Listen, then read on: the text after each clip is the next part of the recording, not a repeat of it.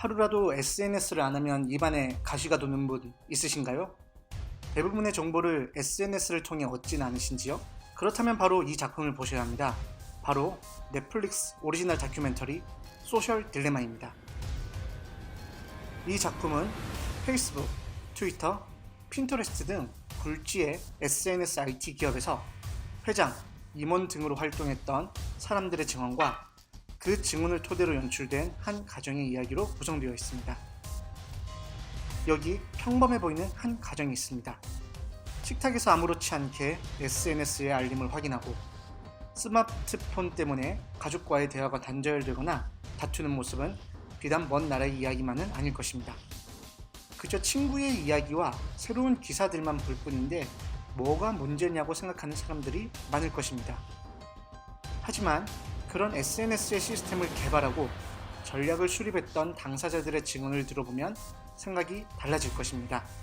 SNS 기업들은 개인이 온라인에서 활동하는 모든 행동을 데이터화하고 슈퍼컴퓨터로 분석하여 우리 자신보다 더 우리를 잘 아는 모형을 만들고 있던 것입니다. 나의 온라인 행동만으로 내 성격이 어떠하고 현재 기분은 어떠하며 다음 행동은 어떻게 할지를 알고 있다는 뜻입니다. 여기서 또 이렇게 생각할 수도 있습니다. 내가 필요한 것들을 알아서 알려주는 편리한 시스템이 왜 문제가 되냐고 말이죠. 문제는 바로 이것입니다. SNS를 운영하는 IT 대기업이 우리의 행동과 위치 등 각종 정보를 가공하여 개개인을 하나의 상품으로 만들고 있다는 것이죠. 알아채지도 못한 채 상품화 되어버린 개인의 정보는 수많은 기업들에게 판매되어 SNS 기업에 막대한 부를 안겨주었습니다. 더욱 무서운 것은 SNS의 고도화된 알고리즘은 개인으로 하여금 상품 구입과 같은 특정 행동을 하도록 유도한다는 것입니다. 생각이나 해보셨습니까? 우리의 행동이 마치 짜여진 각본처럼 알고리즘이 원하는 방향으로 일어난다는 것을 말이죠. 더 심각한 것은 이러한 분석을 통해 얻어진 개인정보가 정치에 이용될 수 있다는 사실입니다. 팩트가 아닌 가짜 뉴스를 개인의 성향에 맞게 노출시켜 군중을 선동하고 급기야 민주주의의 근간을 뒤흔드는 상황을 만들고 있다는 것입니다.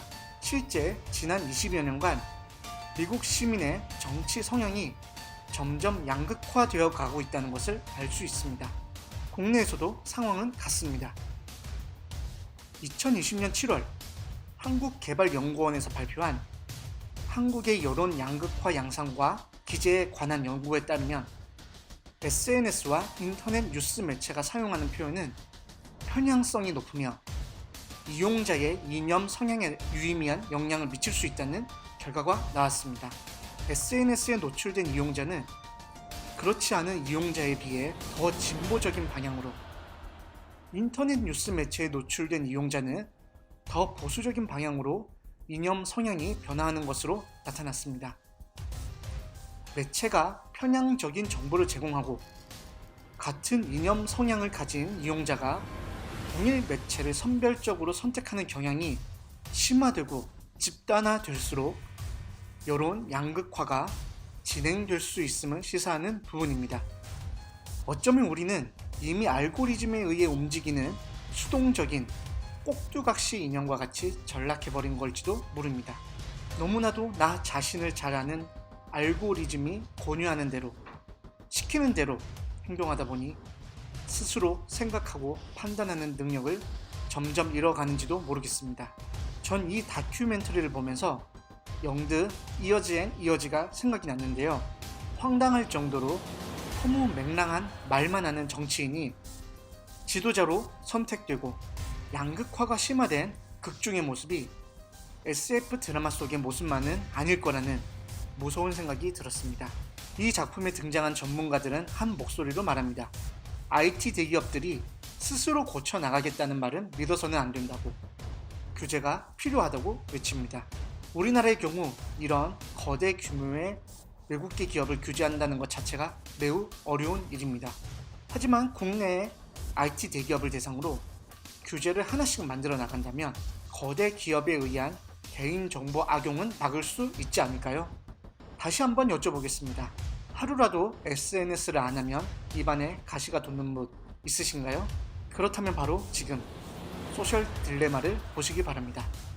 감사합니다.